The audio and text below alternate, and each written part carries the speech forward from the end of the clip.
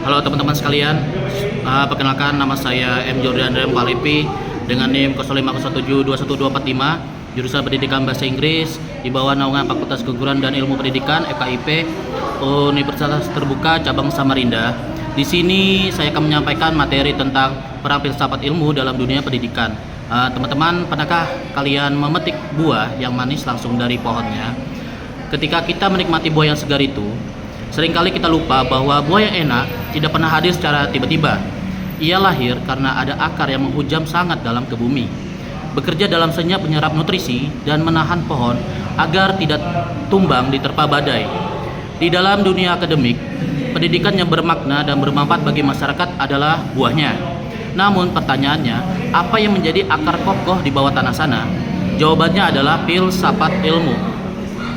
Hari ini saya akan mengajak teman-teman sekalian untuk melihat secara jernih bagaimana filsafat ilmu bekerja sebagai akar tersembunyi yang memperkuat ekstensi dan memaniskan buah dari pohon ilmu pendidikan kita. Bagian 1. Hubungan timbal balik filsafat ilmu dan pendidikan. Filsafat ilmu dan ilmu pendidikan itu ibarat kompas dan nahkoda kapal.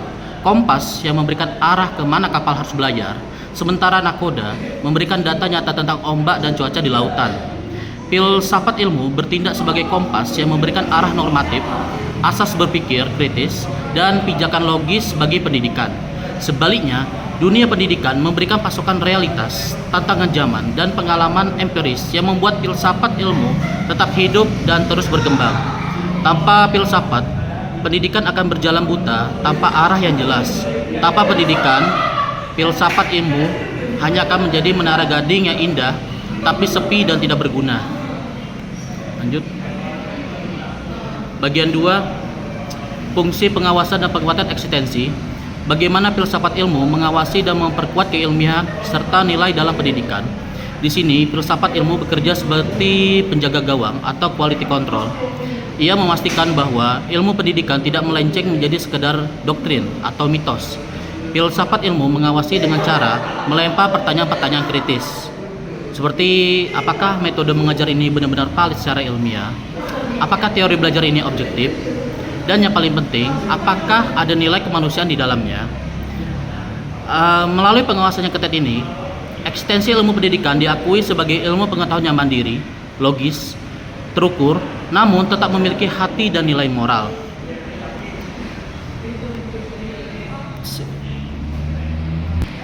Bagian 3. Kontribusi pendidikan terhadap perkembangan filsafat. Bagaimana pendidikan yang bermakna turut memperkuat filsafat ilmu. Bayangkan sebuah laboratorium. Pendidikan di sekolah dan universitas adalah laboratorium raksasa bagi filsafat ilmu. Ketika pendidikan berhasil melahirkan manusia-manusia yang reflektif, kritis, dan berkarakter, praktik pendidikan itu sebenarnya sedang menyumbang data baru bagi filsafat.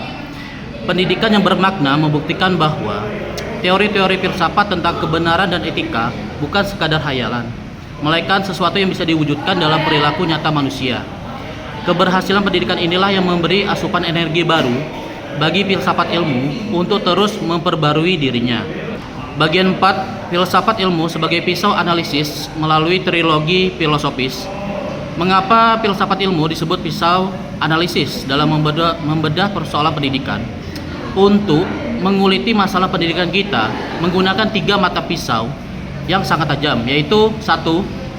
Ontologi yang mengurus tentang apa dan membedah objeknya. Apa sih sebenarnya kita didik?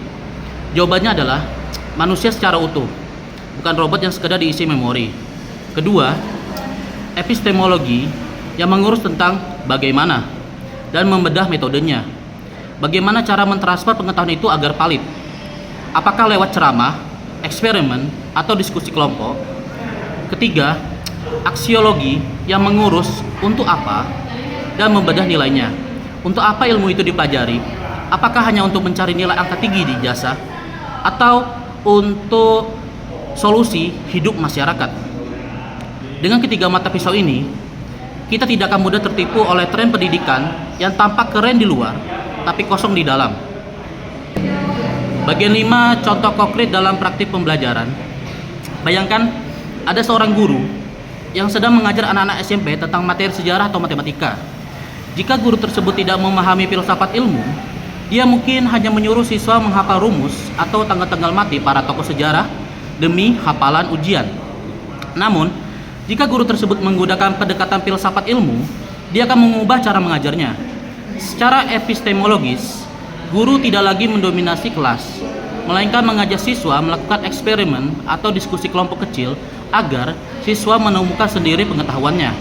Secara aksiologis, siswa diberitahu bahwa belajar matematika bukan sekadar menghitung angka di kertas, melainkan melatih otak mereka agar terbiasa berpikir adil, jujur, dan logis dalam mengambil keputusan sehari-hari. Pengetahuan pun berubah dari hafalan membosankan menjadi sesuatu yang bermakna. Oke, sebagai penutup dan kesimpulan, filsafat ilmu bukanlah pelajaran awang-awang yang menjauhkan kita dari realitas. Filsafat ilmu adalah akar yang menyuplai energi logis dan etis agar pohon ilmu pendidikan kita bisa tumbuh rimbun dan menghasilkan buah yang nyata bagi kehidupan. Ketika kita memahami filsafat ilmu, kita tidak lagi sekadar menjadi pekerja pendidikan yang menyuruh siswa menghafal tanggal atau rumus mati. Kita berubah menjadi petani peradaban yang tahu persis bagaimana cara merawat akar pemikiran agar kelak murid-murid kita tumbuh menjadi generasi yang kritis, bijaksana, dan bermanfaat. Terima kasih atas perhatian teman-teman semua. Semoga presentasi singkat ini bisa menyuburkan cara berpikir kritis dalam diri kita masing-masing. Sampai jumpa.